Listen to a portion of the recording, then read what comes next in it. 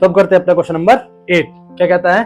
कहता है कि E is a point on side AD की, और इसमें ना फिगर दे नहीं रखा है, खुद से बनाना है, तो देखना समझना ध्यान से, टाइम बचाने के लिए मैं जल्दी से कर दिया है। E is a point on side AD की जो साइड है उसी लाइन में, मतलब उसी साइड पे एक पॉइंट है E। Produce of a parallelogram ABCD। Parallelogram का नाम क्या है हमारा? ABCD। तो ABCD में ABCD, इसकी A साइड पे एक पॉइंट है E। फिर कहता है and BE intersect, BE intersect CD को इंटरसेक्ट करती है एट F पे इंटरसेक्ट करती है। सो करना है कि ABE देखो कहां है, ABE ये रहा।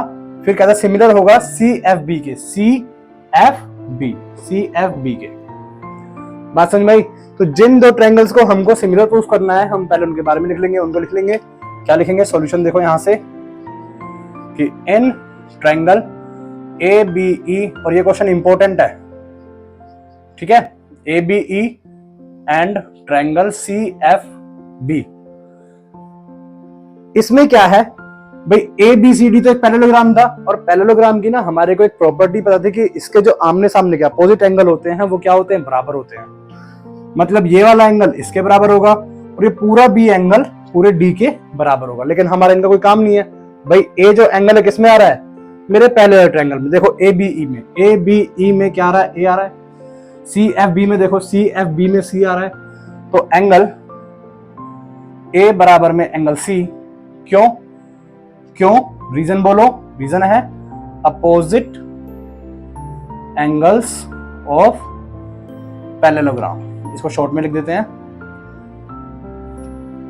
ये हो गया हमारा रीजन, ठीक है।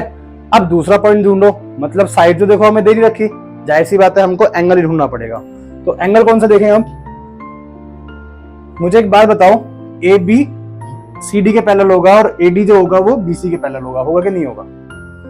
भाई पैरेललोग्राम का मतलब क्या हुआ? जो कॉरेस्पॉन्डेंस लाइंस होती हैं वो क्या होती हैं? एक दूसरे के पैरेलल होती हैं। तो मतलब AB पैरेलल है CD के। अब ये दो पैरेलल लाइंस के बीच में जो आपका ये BE है, ये एज अ ट्रांसवर्सल काम कर रहा है ना। तो जब ये ट्रांसवर्सल की तरह एक्ट कर रहा है तो ये वाला एंगल इसके बराबर होगा कि नहीं होगा? आप ही बताओ। बिल्कुल होगा भाई। तो क्या बोलेंगे हम कि एंगल ABE बराबर BFC, ठीक है, ये बराबर होंगे। क्यों? Alternate interior angle. ये हो गया जी इसका रीजन। मैंने पहली चीज एंगल प्रूफ करी, दूसरी चीज एंगल प्रूफ करी, मेरे दो एंगल प्रूफ हो चुके हैं, मुझे तीसरी चीज ढूंढने की जरूरत भी नहीं है। भाई कहां कौन दिमाग लगाएगा?